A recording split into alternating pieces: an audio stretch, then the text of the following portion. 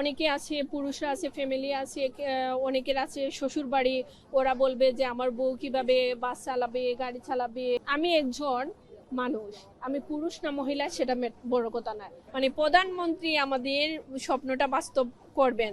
আমি একটাই কথা বলবো, একটা মানুষের মনের মধ্যে যদি স্বপ্ন থাকে আর সেই স্বপ্নটা যদি বাস্তব হয়, এইভাবে যদি বাস্তব হয়, মানে প্রধানমন্ত্রী আমাদের স্বপ্নটা বাস্তব করবেন, তাহলে আপনিই বলেন যে অনুভূতিটা কেমন। অনেক ভালো লাগছে যে আমি মহিলা বাস চালক হিসেবে আমি মহিলাদেরকে সেবা দিতে পারবো, যাত্রীদেরকে সেবা দিতে পারবো।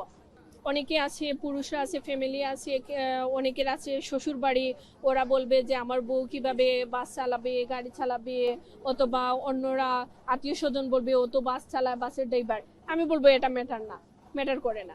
আমি একজন মানুষ, আমি পুরুষ না মহিলা সেটা বড় কথা নয়। আর আমার কর্মটা হচ্ছে, কর্মটা ছোট না বড় সেটাও আমি ডোন্ট কেয়ার, মানে এটা আমি কেয়ার করি না। আমি শুধু মনে করব আমি একজন মানুষ, আর মানুষের দায়িত্ব হচ্ছে একজনের অপরের সেবা করা।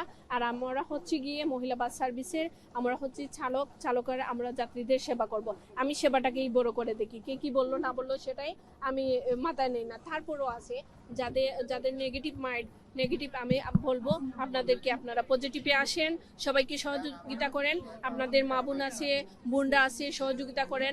আর যারা ড্রাইভিং প্রশিক্ষণ নিয়েছেন আপুদেরকে বলবো আপনারা আসেন আমাদের সাথে, আমাদের সহযোদ্ধা হিসেবে আমাদের সাথে থাকেন।